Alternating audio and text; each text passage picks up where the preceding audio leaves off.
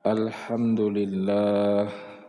Allahumma salli wa sallim ala sayyidina Muhammadin ibni Abdillah wa ala alihi wa sahbihi wa man walah.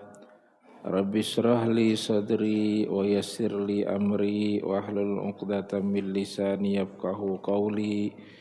Allahumma 'allimna ma yanfa'una wanfa' bima 'allamtana wa zidna ilman fi ilmina. Subhanaka la ilma lana illa ma 'allamtana innaka antal alimul hakim.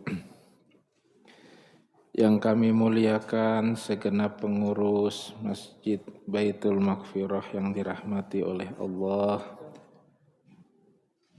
para tuan guru, tokoh agama, para imam, para tetua kampung, tokoh masyarakat, bapak-bapak, ibu-ibu, hadirin hadirat yang insya Allah dirahmati oleh Allah Subhanahu wa ta'ala.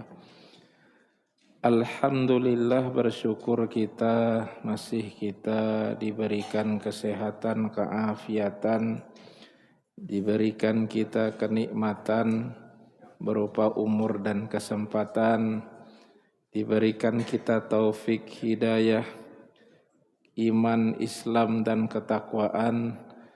Mudah-mudahan nikmat-nikmat ini dapat kita maksimalkan, kita ambil kegunaannya, kita pergunakan sebanyak-banyak dan sebaik-baiknya. Sebelum nikmat-nikmat ini dicabut oleh Allah Subhanahu wa ta'ala. Dan yang tidak kalah penting, mudah-mudahan amal ibadah yang kita usahakan diterima Allah, diridhai Allah. Mudah-mudahan juga dilipat gandakan pahalanya di sisi Allah. Amin, amin ya rabbal alamin. Salawat dan salam semoga selalu tercurah kepada baginda Nabi besar Nabi Muhammad sallallahu alaihi wasallam. Mudah-mudahan kita nanti mendapat syafaat dari beliau. Amin, amin ya rabbal alamin. Para jamaah yang dirahmati oleh Allah, mari kita mulai majelis kita ini dengan sama-sama membaca suratul Fatihah.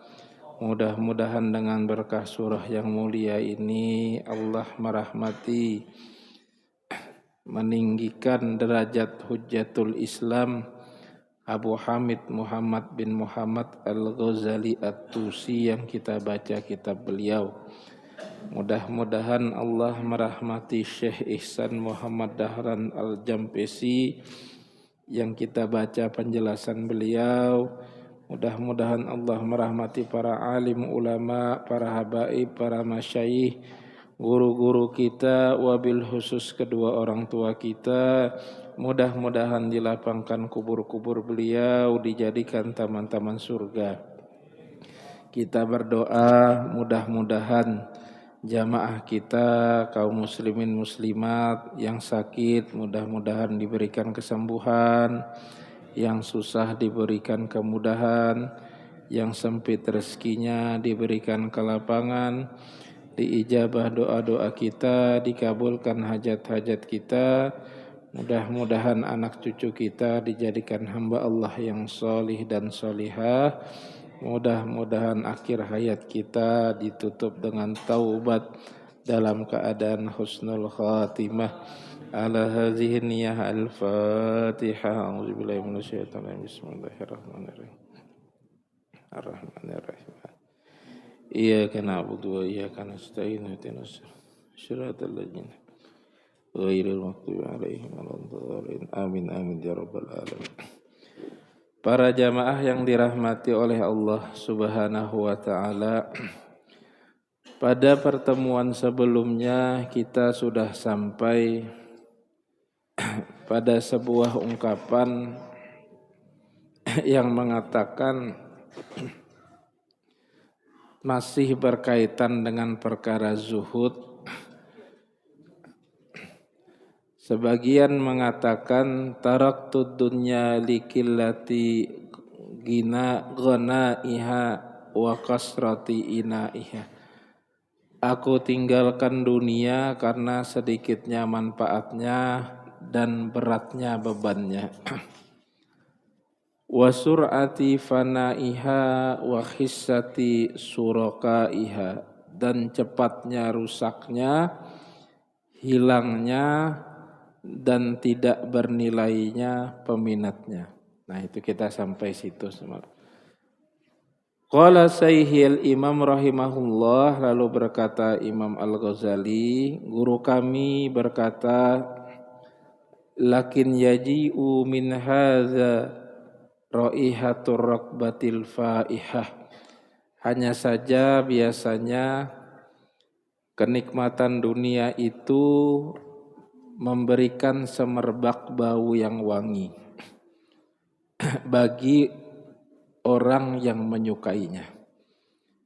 Li'anna man syaka firaqa ahadin ahabba wisalahu. Karena seseorang yang merindukan sesuatu biasanya berat mengeluh ketika berpisah dengan sesuatu yang dicintainya. Wa man taraka syai'an limakani suraka'i fihi ahabba lawin faradih. Nah, bahkan kalaupun bisa kembali mendapatkan yang disukainya, walaupun dia sendirian, dia tetap menginginkannya. Ini para jamaah salah satu ungkapan guru dari Imam Al-Ghazali. Ungkapan ini kemarin kita jelaskan dalam sebuah hadis qudsi yang diriwayatkan oleh Imam At-Tabrani. Ada satu ungkapan yang disampaikan malaikat Jibril, ya Muhammad isma syi'ta fa innaka mayyitun. Wahai Muhammad sallallahu alaihi wasallam, hiduplah sesuka engkau, sesungguhnya nanti engkau. Nah, itu kalau bahasa kita terjemahkan secara terlek. Tapi karena ini kita menggunakan penghormatan, pian baginda Rasul akan meninggal. Bahasanya kepada Nabi, tapi tujuannya ke umat Nabi. Disampaikan ke Nabi, tapi tujuannya sebenarnya ke kita. Jadi hiduplah sesuka kita, tapi nanti kita akan meninggal. Kemudian kata malaikat Jibril, wa'mal ma syi'ta fa innaka muzziyun bih. Kerjakanlah semau kita, ini karena kita bicara kita, sesungguhnya kita akan mendapat balasan. Lalu yang ketiga, wa ahbib man syi'ta fa innaka mufariquhu. Cintai saja siapa yang kita cintai, sukai, sesungguhnya kita pasti akan berpisah dengan yang kita cintai itu. Nah, ini. Jadi biasanya para jamaah, kenikmatan dunia itu tidak lepas dari 3 hal ini. Biasanya satu berkaitan dengan kehidupan kita, yang keduanya berkaitan dengan pekerjaan kita, yang ketiganya berkaitan dengan seseorang yang kita senangi. Biasanya tidak lepas. Kalau kita sering berbicara, setelah menikah, nah itu sudah mendapatkan surga dunia. Ya Pak? Nah itu. Karena salah satu kenikmatan dalam hidup itu adalah memang itu yang diatur oleh Allah. Kemudian Nah, ini hubungan suami istri mungkin. Kenikmatan yang lain adalah kita bebas melakukan apapun. Kan kalau ada perintah itu Pak, atau ada larangan, itu pasti pekerjaan. Jangan mencuri, jangan berbohong, itu kan pekerjaan Pak. Kalau ada larangan, terbalik. Kalau ada perintah itu pekerjaan, kalau ada larangan itu pekerjaan. Misalnya sholat itu ya pekerjaan. Kemudian sedekahlah itu pekerjaan. Artinya kita memberi, memasukkan ke kotak amal. Berkata jujurlah, itu berarti kita berbuat, berkata-kata. Kalau ada larangan itu juga pekerjaan. Jangan mencuri berarti jangan mengambil. Jangan menghina berarti jangan merendahkan orang, mulut kita. Sehingga tadi kata hadis itu, kerjakan sesuka kita, kita akan dibalas oleh Allah. Nah, para jamaah, inilah tadi maknanya yang diambil. Sesungguhnya kenikmatan dunia itu semerbaknya wangi. Sehingga kita itu berat untuk berpisah dengan kenikmatan dunia. Ada satu hadis yang diingatkan oleh baginda Rasul. Belum lupa hadisnya itu, maknanya kira-kira seperti ini. Nah, nanti itu umatku itu akan terombang-ambing, kalah. Umat Islam ini kalah Pak. Ini kan kita sekarang kan kalah Pak. Itu Palestina, Gaza diserang, kan yang di sekelilingan negara Islam, tapi kita seperti ndak bisa menolong. Kata sahabat, ya Rasul, itu jumlah kami sedikit. Enggak, jumlah kalian itu banyak nanti. Jumlah kita itu kan banyak Bang sekarang. Kalau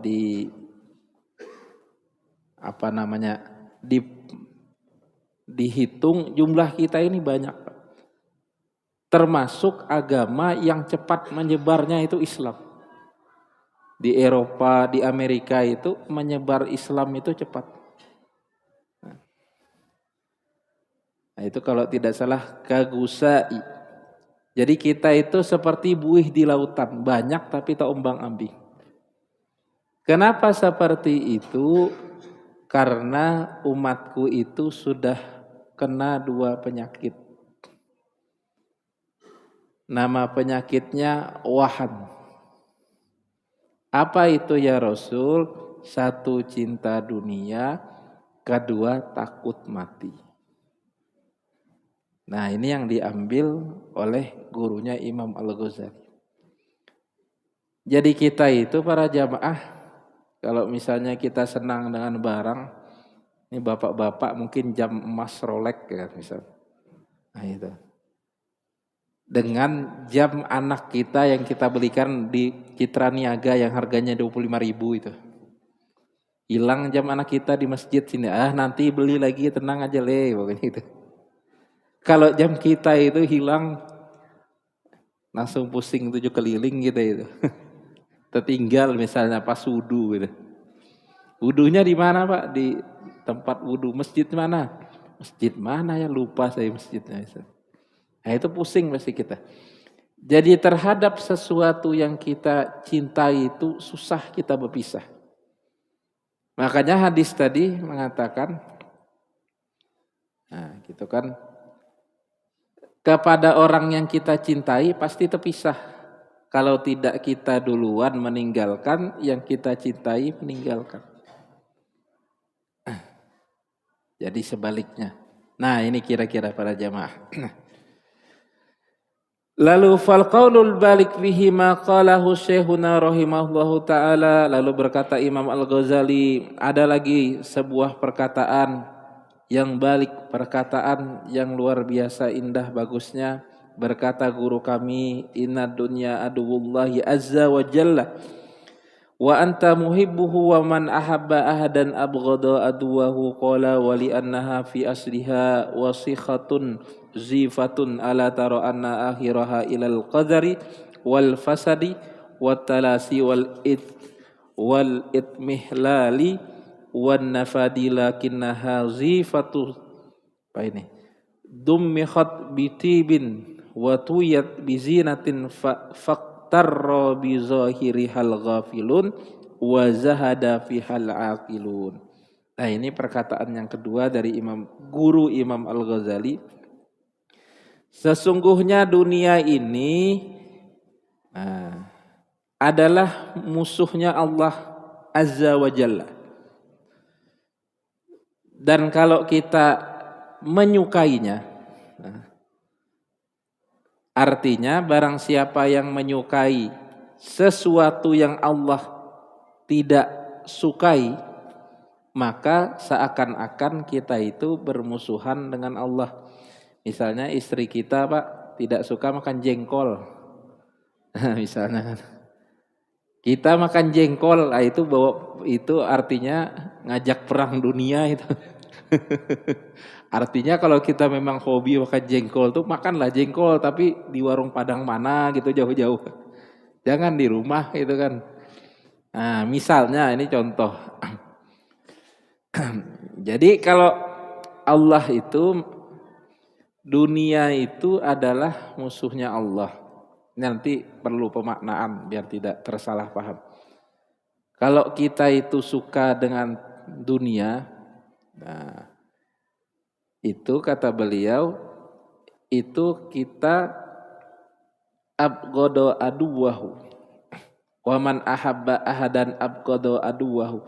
Dan siapa yang menyukai sesuatu yang Allah tidak sukai atau Allah benci, maka seakan-akan kita berlawanan dengan keinginan Allah. Nah, ada satu ungkapan, abghadul halal indallahi at-tolak. Sesuatu yang paling Allah murkai, Allah tidak senang, tapi boleh halal, itu tolak, menalak istri, Pak. Menalak istri itu boleh gitu kan. Nah, gitu kan. Dibolehkan. Tapi dibolehkan untuk maslahat daripada berkelahi terus gara-gara jengkol tadi kan. Itu ya sudah, kita cerai aja. Kata istri oke, siapa takut gitu kan. Nah, itu boleh.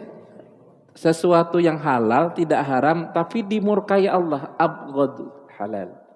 Yang paling dibenci Allah. Nah, padahal boleh. Nah, ini dunia. Kenapa Allah itu disebut di sini dunia itu musuhnya Allah? Wali annaha fi asliha wasihatun zifatun. Ini nanti bahasa kinayah. Karena pada asalnya dunia ini adalah laksana sebuah mayit, wasihatun zifatun, mayit yang kering. Nah, jasad mayit yang bau itu, jadi mengeluarkan bau. Ala taro anna akhiraha ilal qadari wal fasadi wat talasi. Bukankah kalau kita sejenak saja berpikir bahwa akhir segala sesuatu yang di dunia ini antara hal-hal ini. Satu, ilal qazari. Qazari itu kotoran, Pak. Nanti kita jelaskan biar. Yang kedua, wal fasadi, rusak. Yang ketiga, at-talashi. At-talashi itu hilang. Nah, musnah kata Bapak. Wal itmihlali. Nah, wal itmihlali ini yaitu dia apa tadi? Hilang, zawal wazihab, hilang tak Pak, hilang dengan sendirinya itu nah. Nah, apa Pak? Ya, musnah. Nah, wan nafadi ini habis. Nah, lakinna hazifatun dummikhat bitibin wa tuwiyat bizinatin. Hanya saja jasad ini itu dilumuri dengan bau yang wangi, nah dengan hiasan yang menarik. Nah ini kita diajak berpikir, ini biar kita tidak tersalah paham. Masa Pak dunia itu kayak gitu dianggap sebagai jasad. Nah tadi kan dibilang Pak kalau kita mau berpikir sesaat, semua yang ada di dunia ini ujungnya busuk, rusak, musnah, sirna, hilang tak berbekas, lalu habis. Coba kita lihat Pak, misalnya kita makan. Nah kalau kita makan Pak, nah makan, kita nafsu makan kan. Wah kayaknya 2 piring ini makan 2 piring. Habis makan selesai. Besoknya paginya setoran di belakang maksudnya di kamar mandi. Itu kan hilang makanan itu Pak. Kenikmatan itu. Nah nikmatnya kita makan itu cuma sepiring itu saja. Setelah itu hilang. Busuk. Kalau kita punya lemari es, kita simpan paling 3 hari makanan itu hilang. Kan salah satu kenikmatan dalam hidup itu kita makan. Nah ini yang pertama. Yang kedua rusak. Apa yang tidak rusak, badan kita aja rusak. Nah, kalau masih muda Pak, rambut kita ini kasih pakai sampo, pakai apa namanya minyak rambut apa yang macam-macam bagus. Tunggu aja umur 50 lepas sendiri itu rambut itu. Ibu-ibu perawatan medikur, pedikur macam-macam.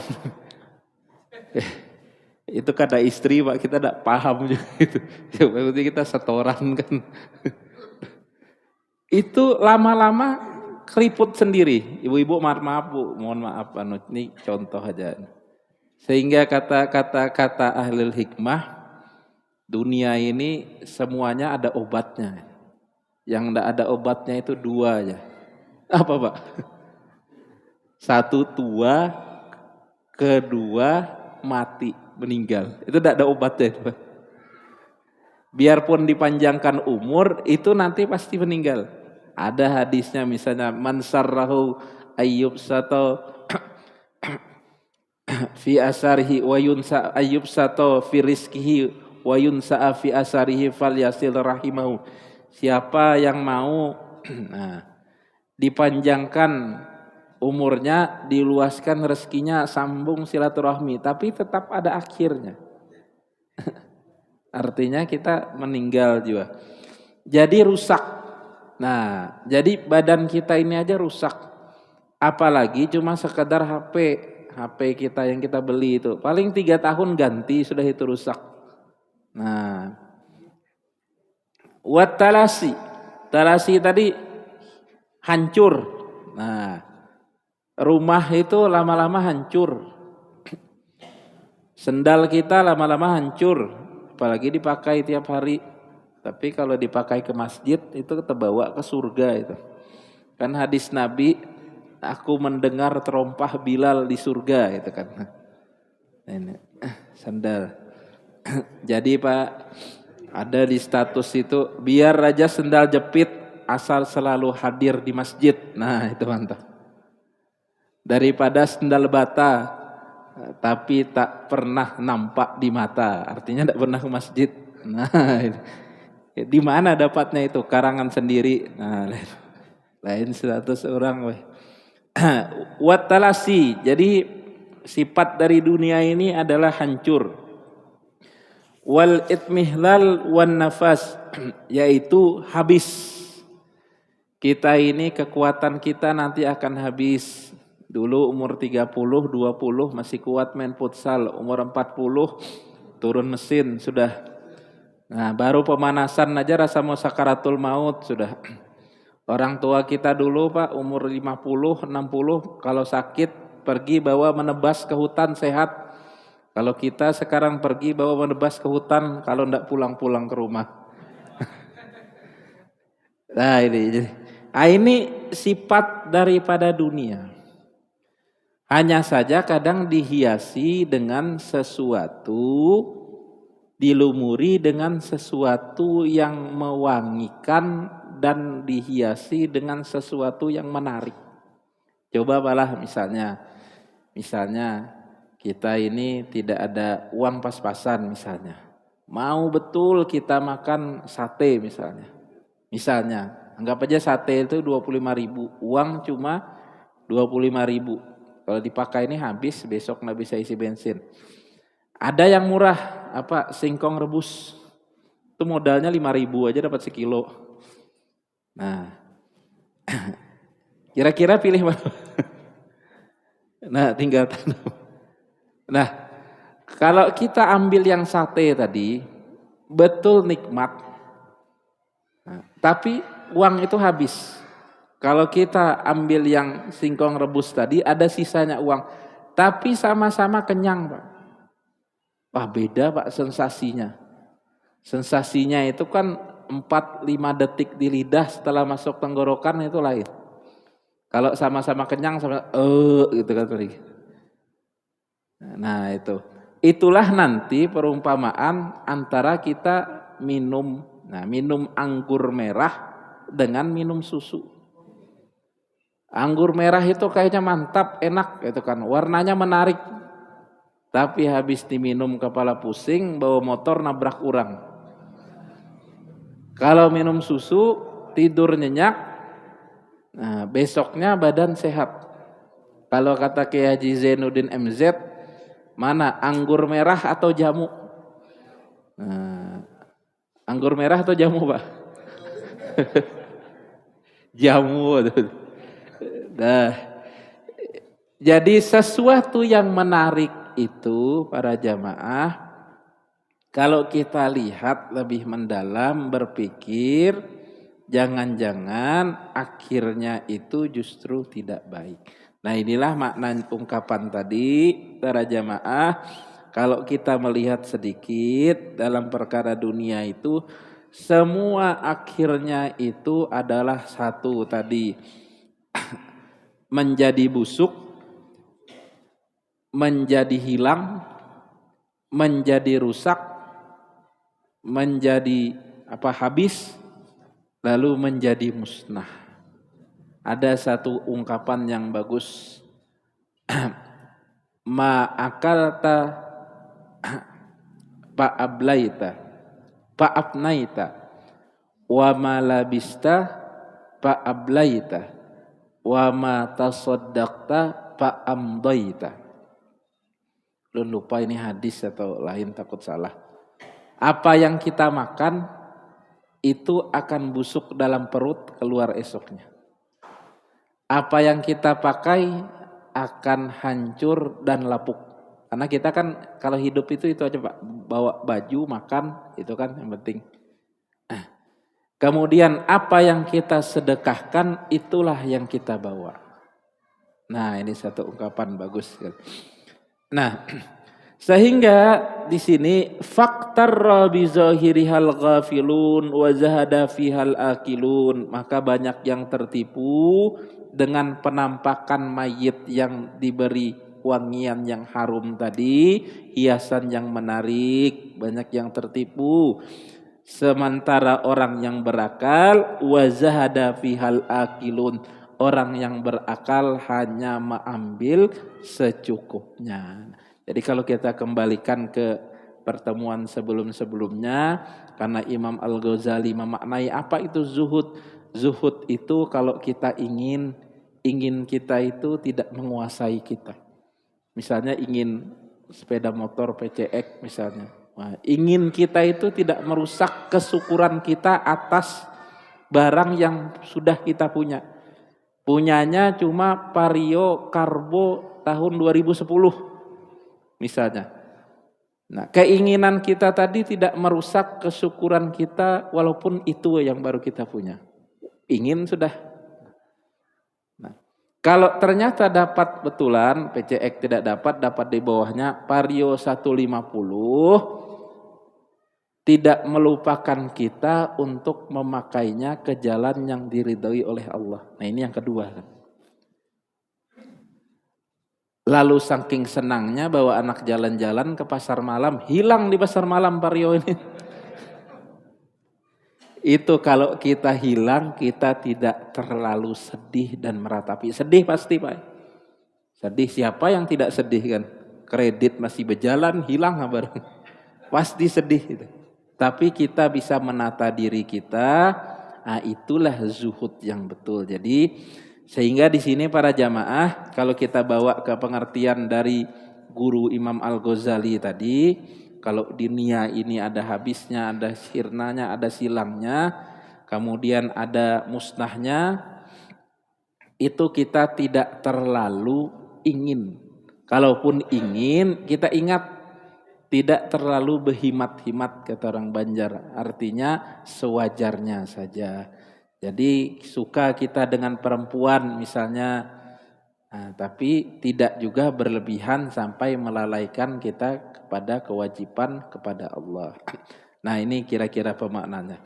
Fa in qila fama hukmu zuhdi fid dunya ahwa fardun am naflun. Kalau ada yang bertanya, kalau ada yang dikatakan apa hukum zuhud di dunia? Apakah dia wajib atau sunnah? Nah ini hukumnya.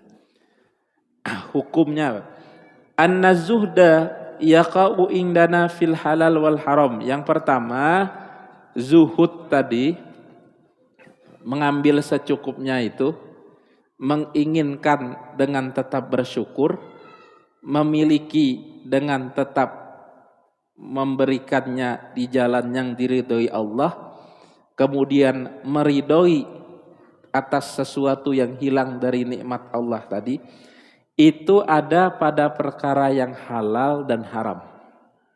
Nah ini kita ingat. Fahuwa fil haram fardun.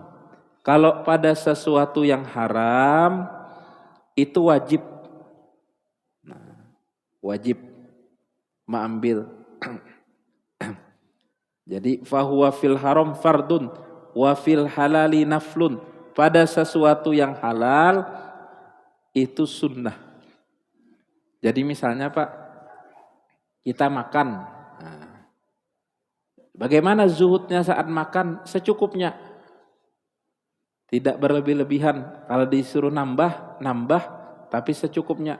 Disuruh lagi nambah, nambah secukupnya lagi. Mana bisa jadi. Ya secukupnya.